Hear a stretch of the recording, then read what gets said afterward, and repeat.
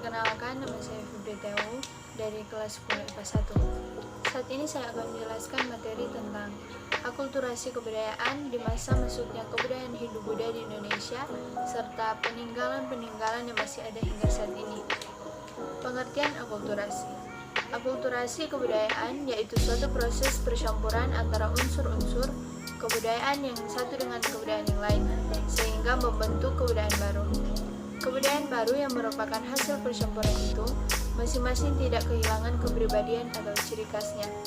Oleh karena itu, untuk dapat berakulturasi, masing-masing kebudayaan harus seimbang.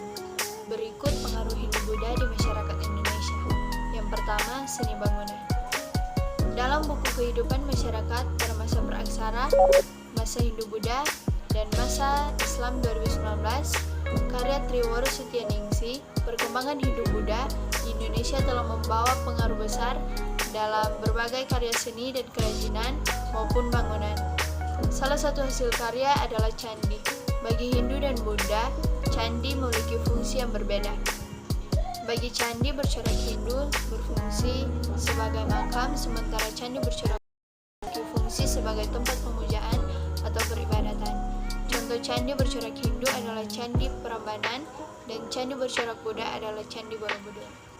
Yang kedua, aksara dan sastra.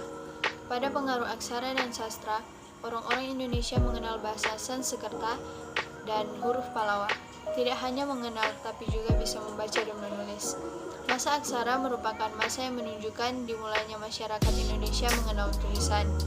Pada masa Hindu-Buddha, seni sastra berkembang seperti cerita Mahabharata dan Ramayana. Bahkan ada beberapa kata dalam bahasa Indonesia yang diserap dari bahasa Sanskerta. Melalui tulisan, segala sesuatu yang berkenan dengan peraturan yang dikeluarkan oleh kerajaan dapat diketahui oleh masyarakat, terutama para pimpinan di daerah, sehingga informasi menjadi lebih dipercaya dan tidak mudah dilupakan. Yang ketiga, sistem pemerintahan. Sebelum masuknya Hindu-Buddha, masyarakat Indonesia belum mengenal sistem pemerintah. Semula pimpinannya adalah kepala suku. Setelah Hindu-Buddha, pemimpinnya adalah raja. Maksudnya Hindu-Buddha membawa pengaruh terhadap terbentuknya kerajaan-kerajaan bercorak Hindu-Buddha. Yang keempat, perdagangan. Dalam dunia perdagangan, pada masa Hindu-Buddha sudah menggunakan mata uang yang diciptakan di negara sendiri, sehingga transaksi jual beli menjadi lebih praktis baik untuk perdagangan dalam negeri maupun luar negeri. Karena sebelumnya transaksi masih bersifat barter.